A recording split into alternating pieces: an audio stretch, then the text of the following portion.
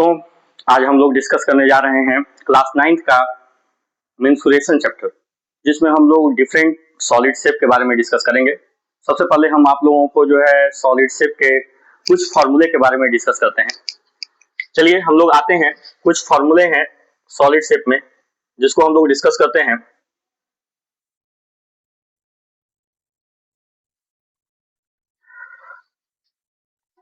सबसे पहले हम लोग बात करेंगे क्यूबॉइड की। किसकी बात करेंगे? क्यूबॉइड। क्यूबॉइड किसे कहते हैं आप लोग को मालूम है?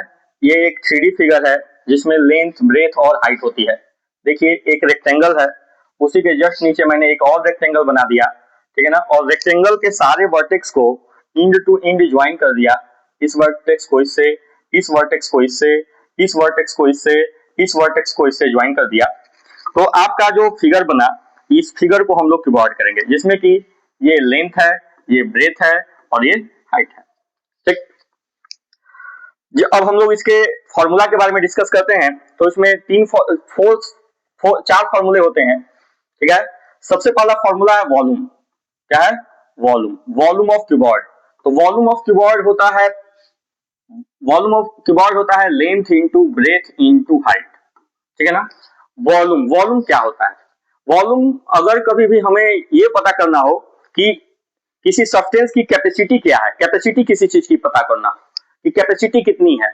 जैसे अगर कोई जैसे मान लीजिए कि ये बॉक्स है और इस बॉक्स में कितना, कोई भी आइटम कितना रखा जा सकता है, अगर ये हमें फाइंड करना हो तो हम लोग वॉल्यूम फाइंड करते हैं। वॉल्यूम का मतलब है कि कैपेसिटी, किसी चीज की क्षमता पता करनी हो तो हमें क्या फाइंड करना पड़ता है? वॉल्यूम फाइंड करना पड़ता है। इसका फॉर्मूला क्या है? Length into breadth into height. Clear है? उसके बाद हम लोग बात करते हैं LSA, जिसका फुल फॉर्म होता है lateral surface area. Lateral, LETRAL, lateral surface area. Lateral surface area वो क्या होता है? लेटरल सरफेस एरिया होता है 2H into L plus b. 2H into L plus b. अब लेटरल सरफेस एरिया क्या है? जैसे मान लीजिए कि आपके पास बॉक्स है और आपको इसका लेटरल सरफेस एरिया निकालना है, तो हम कौन सी एरिया को लेटरल सरफेस एरिया करेंगे? तो मान लीजिए कि हम इस पॉइंट से चले और इस पॉइंट से ऐसे घूमते घूमते अगेन हम इसी पॉइंट पर आ गए। तो या इस पॉइंट से चले थे और इसी पॉइंट पर आ गए, तो इस पॉइंट से चलकर इस पॉइंट तक आने में जो टोटल फेसेस हैं, इन सारे, कौन सा फेस? एक ये फेस है, एक ये फेस है, एक ये फेस है और एक ये फेस है। इन चारों फेस की एरिया को अगर हम निकाल देते हैं और ऐड कर देते हैं तो जो आता है उसी को हम लोग लेटरल सरफेस एरिया कहते हैं। जैसे मान लीजिए कि कोई रूम है, तो जो रूम होता है वो क्यूबॉइड शेप का होता है। तो अगर उस रूम का अगर हमें पता करना हो कि रूम के चारों वॉल की एरिया कितनी होगी, तो अगर रूम के चारों वॉल की एरिया अगर हमें फाइंड करनी हो तो हम लोग क्या फाइंड करेंगे? LSA, lateral surface area find करेंगे। क्या फाइंड करेंगे? Lateral surface area. तो क्लियर हो गया कि लेटरल सरफेस एरिया कब हम लोग फाइंड करते हैं? चारों वॉल की एरिया को अगर हमें फाइंड करना होता है तो हमें जैसे बोल दिया गया कि एक रूम है, उस रूम के वॉल को प्रिंट करना है, वॉल को प्रिंट करना है, तो उस केस में हम लोग क्या निकालेंगे? Lateral surface area. Next, lateral surface area के बाद हम लोग डिस्कस करते हैं टोटल सरफेस एरिया। तो टोटल सरफेस एरिया क्या होता है? तो 2 into LB plus BH plus HL। 2 into LB plus BH plus HL, इसको हम लोग बोलते हैं टोटल सरफेस एरिया। क्या बोलते हैं? Total surface area. तो ये थी कीबोर्ड की बात। अब एक बात और जान लीजिए, मैं आप लोगों को डिस्कस कर देता हूं। वैसे आप लोग क्लास 9th में आ गए हैं तो क्लास 8 में, क्लास 7th में आप लोग को पढ़ाया गया होगा, ठीक है ना, कि ये जो कीबोर्ड होता है उसमें वर्टेक्स कितने होते हैं, वर्टेक्स कितने होते हैं, फेसेस कितने होते हैं, फेसेस, वर्टेक्स कितने होते हैं, फेसेस कितने होते हैं, और फेसेस और साइड्स कितने होते हैं। साइड्स को हम लोग एज, साइड्स को एज भी बोलते हैं, एड्स कितने होते हैं, इसको हम लोग डिस्कस करते हैं। तो वर्टेक्स टोटल देखिए कितने वर्टेक्स है। वर्टेक्स मतलब होता है कॉर्नर। तो 1 2 3 4 5 6 7 8, टोटल 8 वर्टेक्स है। फेसेस कितने हैं? तो फेसेस, जैसे ये बॉक्स है तो इसमें टोटल फेस कितने हैं? एक नीचे, एक ऊपर, एक ए, एक इसके अपोजिट में, एक ए, एक इसके अपोजिट में। टोटल 6 फेस होते हैं। कितने फेस होते हैं? 6 फेसेस होते हैं। और एज टोटल कितने होते हैं? तो टोटल 12 एज होते हैं। 12 एज होते हैं। जैसे काउंट अगर करना हो तो हम लोग स्टार्ट करें तो 1 2 3 4 5 6 7 8 9 10 और 11 और 12, टोटल 12 फेसेस होते हैं। यही जितने वर्टेक्स, फेसेस और एजेस क्यूबॉइड में होते हैं उतने ही वर्टिसेस, फेसेस और एजेस जो है क्यूब में भी होते हैं। चलिए अब हम लोग डिस्कस करते हैं क्यूब के बारे में। किसके बारे में डिस्कस करते हैं? क्यूब के बारे में। तो हम लोग डिस्कस करेंगे क्यूब। क्यूब हम लोग किसे बोलते हैं? तो क्यूब भी क्यूबॉइड की तरह ही होता है, लेकिन डिफरेंस ये होता है कि जो क्यूबॉइड होता है उसके सारे साइड्स, लेंथ, ब्रेथ और हाइट डिफरेंट डिफरेंट होते हैं, लेकिन जो क्यूब होगा उसका लेंथ, ब्रेथ और हाइट सब कुछ एक बराबर होगा। मींस ये स्क्वायर, वो रेक्टेंगल से बना होता है, और ये किससे बनता है? स्क्वायर से। किससे बनता है? स्क्वायर से। देखिए ये है स्क्वायर, स्क्वायर के सारे दो स्क्वायर हमने बनाया और दोनों स्क्वायर के वर्टेक्स को इंड टू इंड ज्वाइन कर दिया।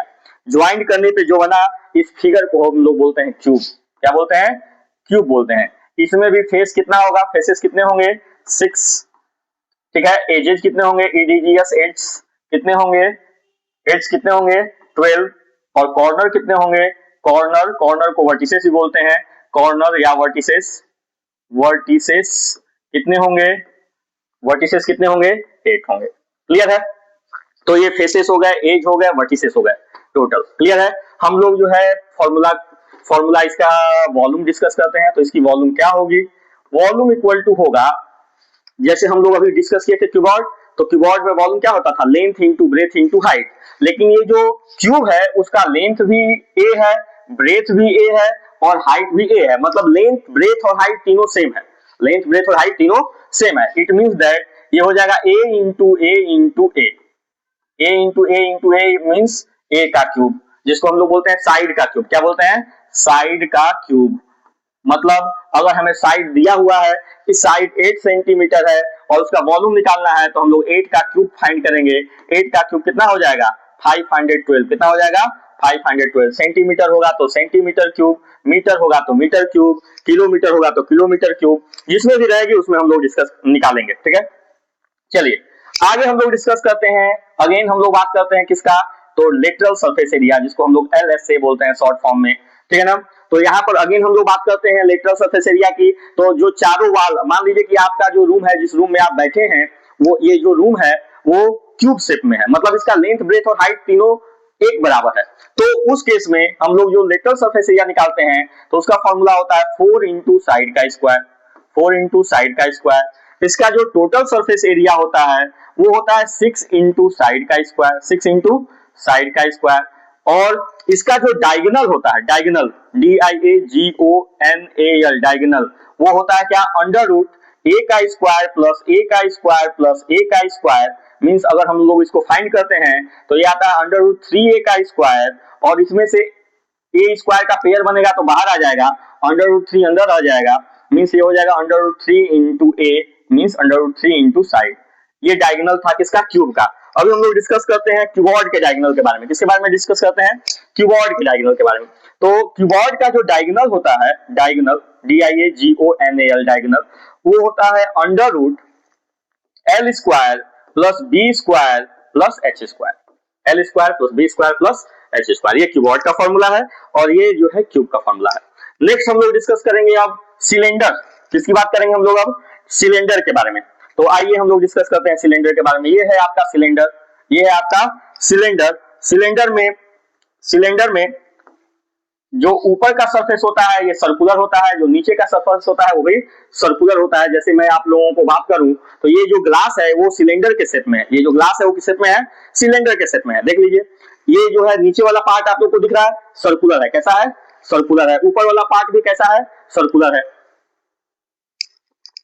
ठीक है, तो सर्कुलर होता है। और ये जो पार्ट होता है, मैंने बोला था अभी कि हम यहां से चले और फिर यहां पर आए, तो जो एरिया आती है उसको लेटरल सरफेस एरिया बोलते हैं, लेकिन ये चूंकि कर्व है तो इसमें हम इसको कर्व सरफेस एरिया बोलेंगे। अब इस ग्लास में टोटल कितना अमाउंट ऑफ वाटर जो है रख सकते हैं, मतलब इसकी कैपेसिटी, इसमें कितना पानी हटेगा, इसकी वाटर की कैपेसिटी कितनी है, वाटर ऑक्युपाई करने की कैपेसिटी कितनी है। अगर हमको ये फाइंड करना होगा तो हम लोग उस केस में वॉल्यूम फाइंड करेंगे। तो हम लोग बात करते हैं सिलेंडर की। किसकी बात करते हैं? सिलेंडर की बात करते हैं।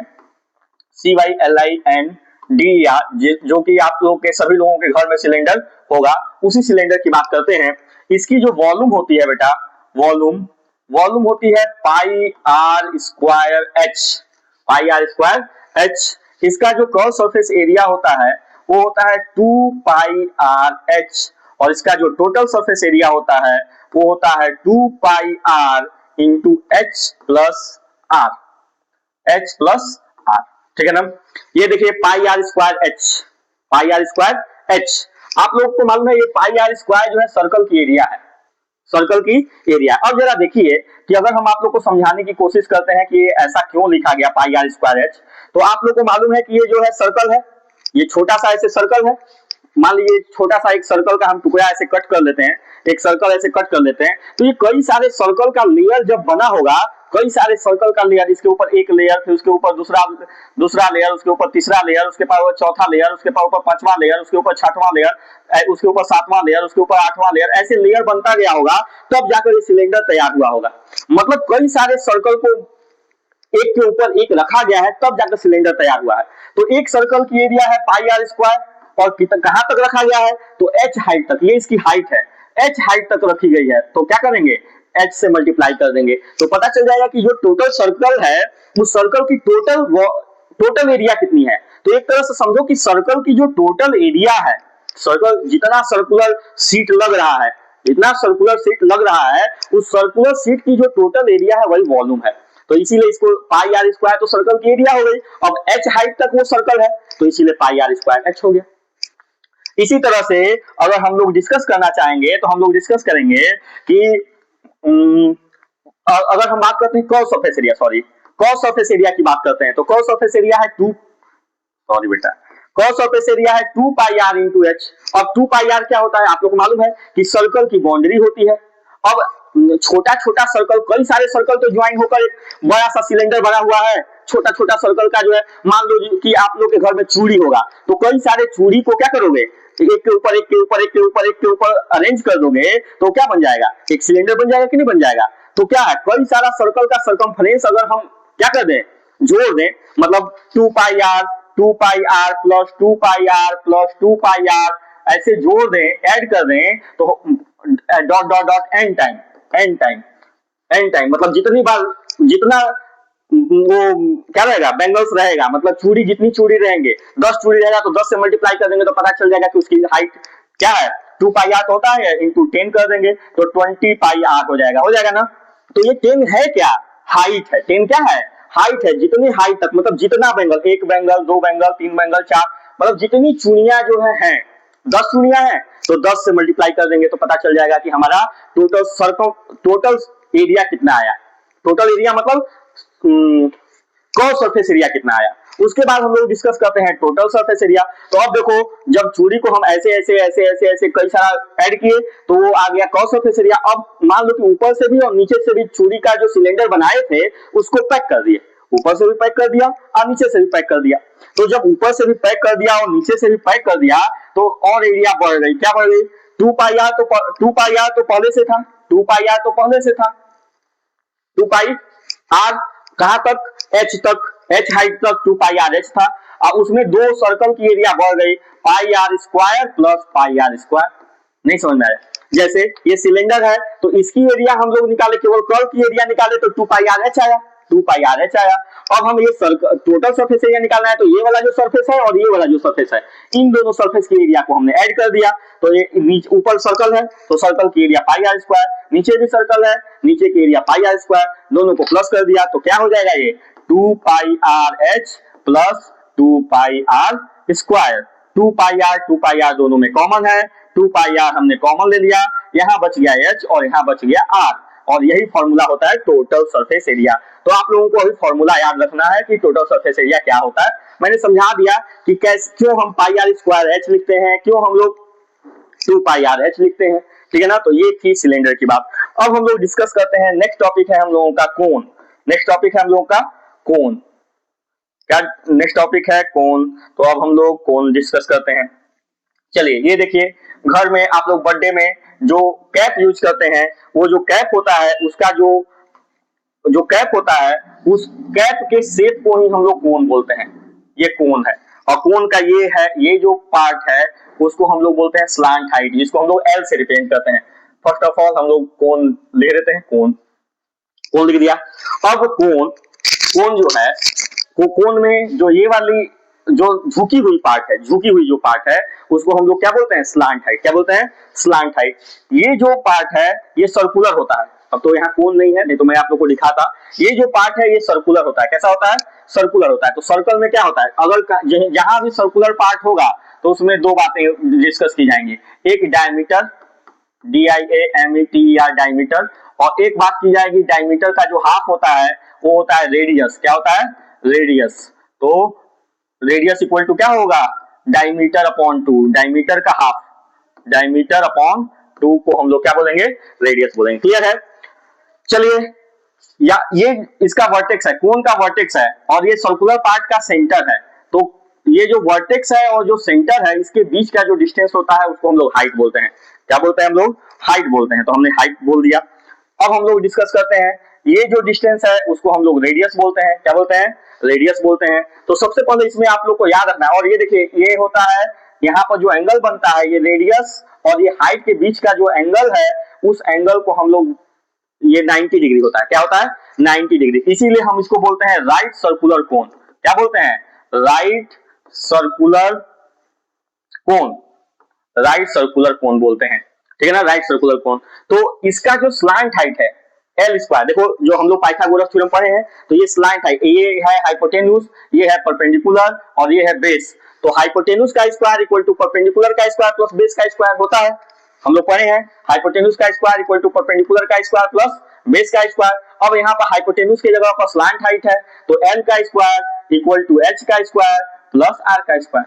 अब हमको जो भी मान लो स्लांट हाइट मालूम है, रेडियस मालूम है, हाइट फाइंड करना है, तो एच स्क्वायर इक्वल टू हो जाएगा l square minus r square.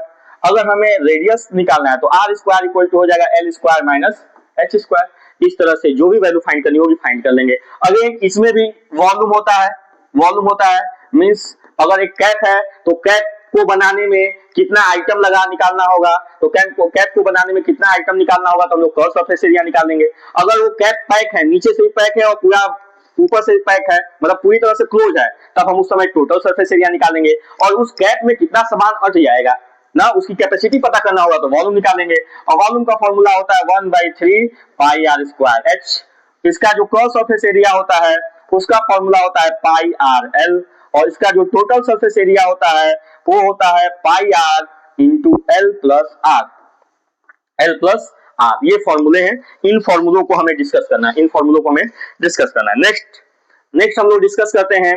तो नेक्स्ट टॉपिक हमारा है स्फीयर।